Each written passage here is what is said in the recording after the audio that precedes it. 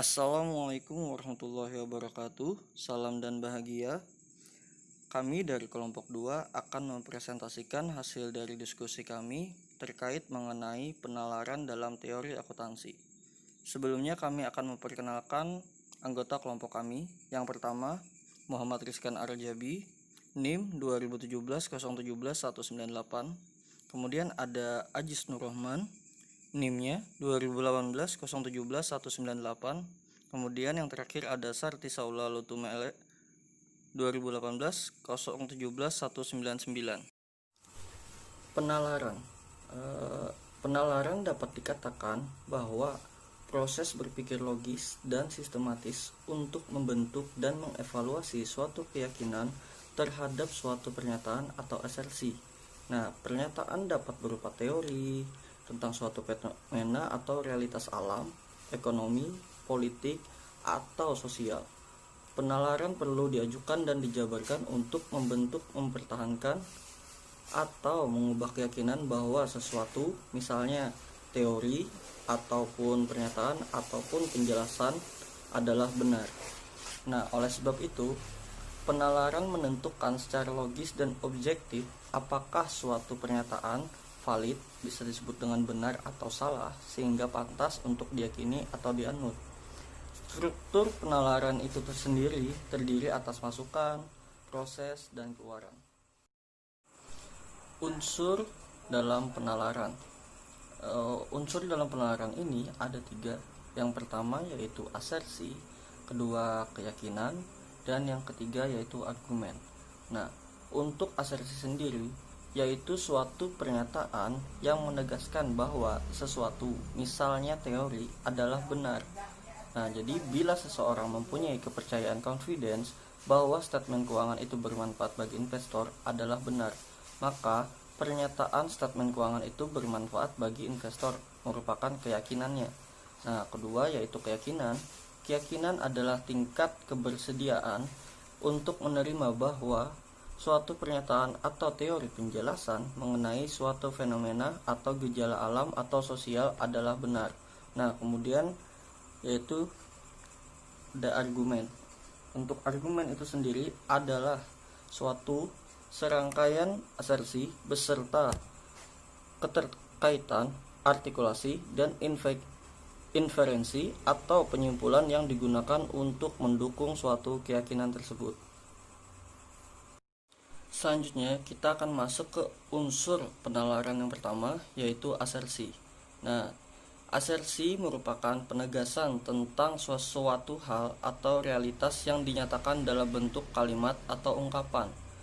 Pengkuantifikasi asersi yaitu untuk membatasi asersi universal atau umum menjadi spesifik dan menentukan hubungan inklusi, eksklusi, dan saling isi.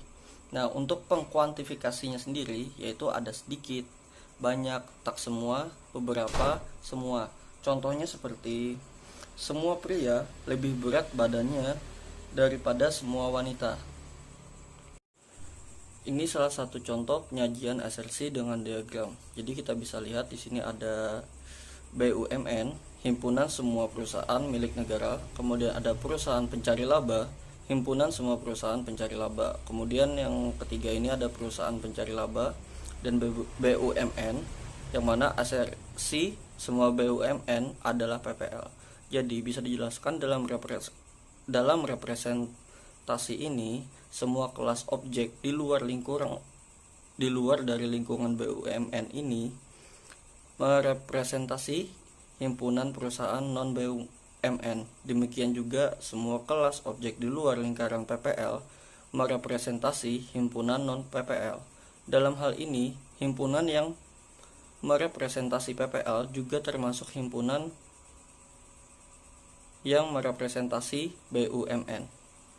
Kemudian untuk di bawahnya sendiri yaitu diagram yang diarsir dan tidak diarsir ini, non BUMN direpresentasi dalam gambar sebelah kiri yang di bawahnya ini dengan area yang diarsir. Non perusahaan pencari laba di daerah kanan meliputi segala macam unit organisasi yang tidak terbatas pada unit organisasi yang disebut perusahaan atau pencari laba. Jadi, area non-PPL sebenarnya merepresentasi universal, himpunan yang tak terbatas sehingga areanya tidak dapat dibatasi menjadi 4 persegi panjang seperti di atas. Jadi penggambaran seperti itu semata-mata merupakan konvensi untuk merepresentasi suatu universal. Kemudian ini adalah salah satu contoh dari hubungan eksklusi dan saling isi.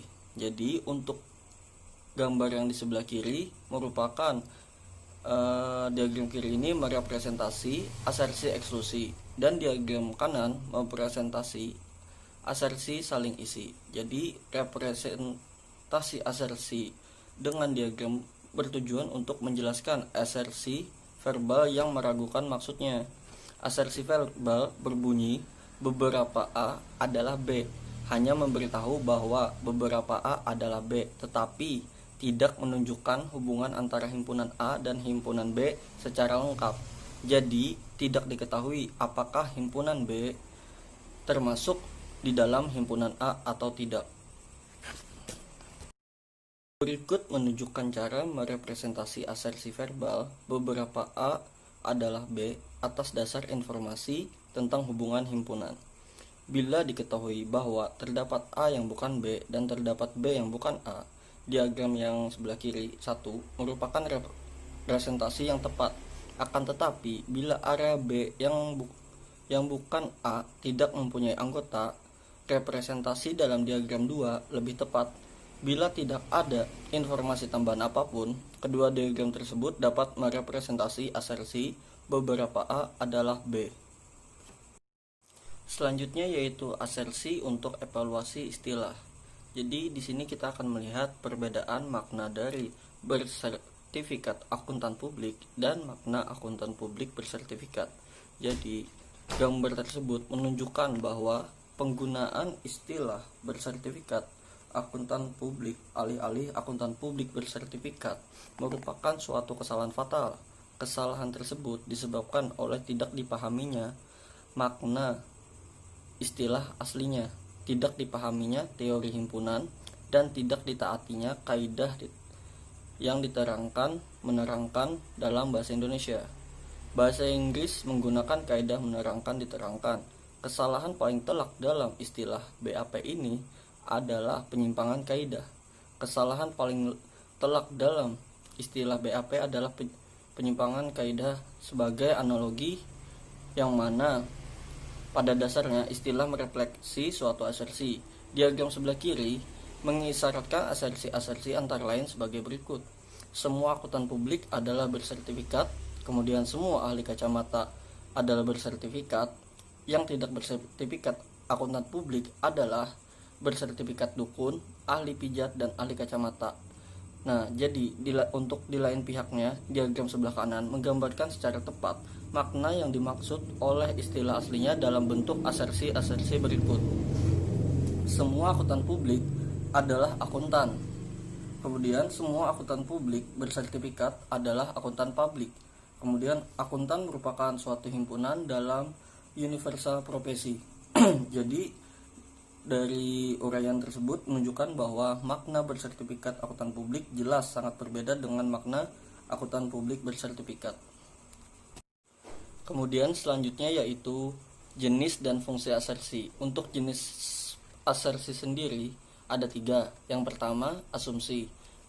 Asumsi adalah asersi yang diyakini benar meskipun orang tidak dapat mengajukan atau menunjukkan bukti tentang kebenarannya secara meyakinkan, atau asersi yang orang bersedia untuk menerima sebagai benar untuk keperluan diskusi atau debat. Kemudian yang kedua hipotesis. Hipotesis adalah asersi yang kebenarannya belum atau tidak diketahui tetapi diyakini bahwa asersi tersebut dapat diuji kebenarannya.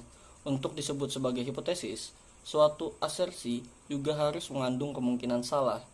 Bila tidak ada kemungkinan salah, suatu asersi akan menjadi pernyataan fakta. Hipotesis biasanya diajukan dalam rangka pengujian teori. Kemudian yang ketiga, pernyataan fakta.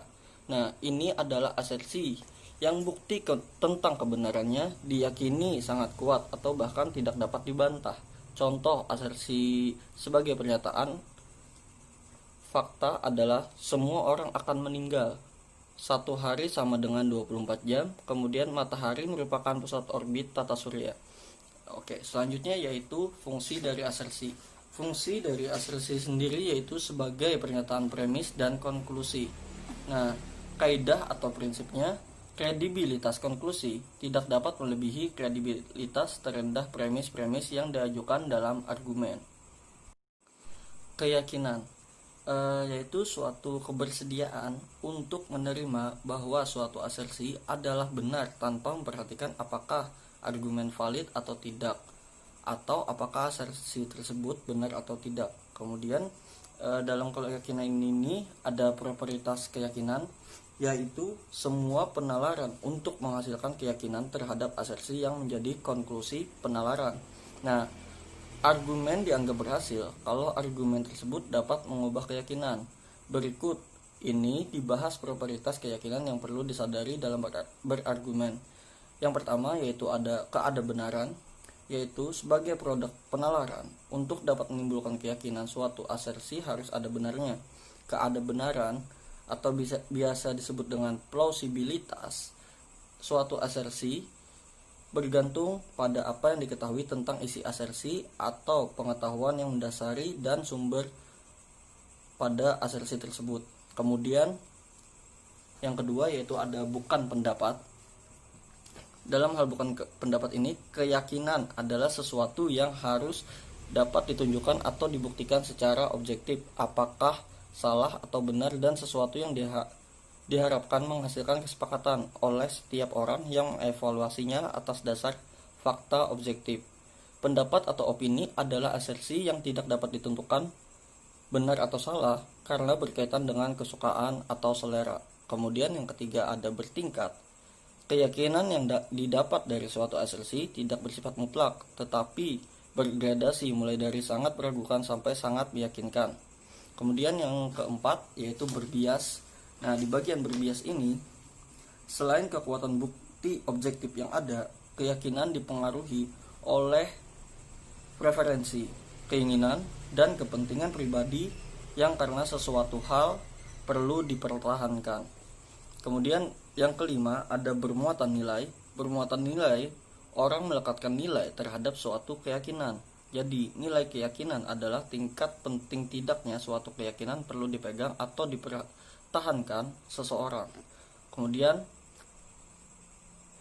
selanjutnya yaitu berkekuatan. Kekuatan keyakinan adalah tingkat kepercayaan yang dilekatkan seseorang pada kebenaran suatu asersi. Kemudian selanjutnya ada veridikal atau biasa disebut dengan veridikalitas atau juga bisa disebut dengan veridicality adalah tingkat kesesuaian keyakinan dengan realitas. Realitas yang dimaksud di sini adalah apa yang sungguh-sungguh benar tentang asersi yang diyakini. Kemudian yang terakhir yaitu berketertampaan. Berketertampaan sendiri merupakan atau bisa disebut dengan kelentukan keyakinan berkaitan dengan mudah tidaknya keyakinan tersebut diubah dengan adanya informasi yang relevan. Baiklah, selanjutnya anatomi argumen. Dapat dikatakan bahwa argumen terdiri atas rangkaian asersi. Asersi berkaitan dengan yang lain dalam bentuk inferensi atau penyimpulan. Asersi dapat berfungsi sebagai premis atau konklusi atas asersi kunci yang merupakan komponen argumen. Dalam suatu argumen atau penalaran yang kompleks, tidak selalu mudah untuk mengenali premis dan konklusi. Indikator sebuah premis yaitu karena mengingat dengan asumsi bahwa jika. Indikator konklusi yaitu oleh karena itu, dengan demikian, maka, sehingga, sebagai akibatnya. Kemudian dalam banyak hal, argumen tidak menunjukkan secara eksplisit kata-kata indikator, sehingga tidak dapat segera diidentifikasi mana premis dan mana konklusi. Akibatnya sulit untuk menentukan mana asersi yang mendukung dan mana asersi yang didukung, sehingga dapat timbul sebagai interpretasi terhadap argumen. Bila hal ini terjadi, maka premis dan konklusi dapat dikenali atau diidentifikasi dengan kaidah principle of charitable interpretation atau prinsip interpretasi terdukung. Selanjutnya ada beberapa jenis argumen, yaitu ada argumen deduktif, induktif, dan sebab akibat. Selanjutnya argumen deduktif, yaitu argumen yang simpulnya diturunkan dari serangkaian asersi umum yang disepakati atau dianggap benar, disebut premis baik major maupun minor. Pada umumnya berstruktur silogisma sehingga disebut argumen logis atau logical argument. Premis major, contohnya semua binatang menyusui berparu-paru. Terus premis minor, contohnya kucing adalah binatang menyusui. Kemudian konklusinya kucing berparu-paru. Kemudian kriteria kebenaran argumen deduktif yaitu kelengkapan, kejelasan, kesahihan, keterpercayaan. Kebenaran konklusi dalam argumen deduktif adalah kebenaran logis, bukan kebenaran empiris atau realitas. Kriteria kebenaran logis yaitu semua premis benar, konklusi mengikuti semua premis dapat diterima. Kemudian ada argumen induktif, argumen yang simpulnya merupakan parampatan atau generalisasi dari keadaan atau pengamatan khusus sebagai premis. Generalisasi menjadikan argumen induktif merupakan argumen ada benarnya atau plausible argument, bukan argumen pasti benarnya atau logical argument. Contohnya premisnya satu biji jeruk dari karung A manis rasanya. Kemudian premis 2, beberapa biji berikutnya manis rasanya. Kemudian konklusinya semua jeruk dari karung A manis rasanya. Ada benarnya tetapi dapat salah, tidak pasti benar. Selanjutnya ada argumen sebab akibat. Argumen ini yaitu argumen untuk mendukung bahwa perubahan faktor tertentu disebabkan oleh faktor yang lain. Kriterianya yaitu faktor sebab bervariasi dengan faktor akibat atau efeknya. Faktor sebab terjadi sebelum atau mendahului faktor akibat. Tidak ada faktor lain selain faktor sebab yang diidentifikasi. Perkenalkan, nama saya Sarti Salali Turmelia, NIM 2018-017199. Di sini saya akan melanjutkan presentasi dari teman saya tentang kecohan. Kecohan itu sendiri merupakan keyakinan semu atau keliru akibat orang yang terbujuk oleh suatu argumen yang mengandung cacat atau tidak valid. Orang dapat terkecoh akibat taktik membujuk selain dengan argumen yang valid. Orang dapat mengecoh atau terkecoh lantaran 3 hal. Yang pertama ada stratagem, yang kedua ada salah nalar, dan yang ketiga ada aspek manusia dalam berargumen. Kecohan lantaran stratagem. Nah, kecohan lantaran stratagem ini terdiri dari persuasi tak langsung, membidik orangnya, menyampingkan masalah, misrepresentasi, imbauan cacat, imbauan otoritas, imbauan tradisi, dilema semu, dan ada imbauan emosi. Selanjutnya ada kecohan lantaran salah nalar, yang terdiri dari yang pertama, menegaskan konsekuen, yang kedua menyangkal anteseden, yang ketiga ada pentakasan, 4 perampatan lebih, yang kelima parsialitas, yang keenam pembuktian dengan analogi, yang ketujuh merancukan urutan kejadian dengan penyebaban, dan yang terakhir ada menarik kesimpulan pasangan. Nah, yang terakhir ada aspek manusia dalam penalaran. Ini terdiri dari yang pertama ada penjelasan sederhana, yang kedua ada kepentingan mengalahkan nalar, yang ketiga ada sindromates klinis, yang keempat ada mentalitas Joko Tingkir, yang kelima ada merasionalkan diri pada penalaran, dan yang terakhir ada persintesi.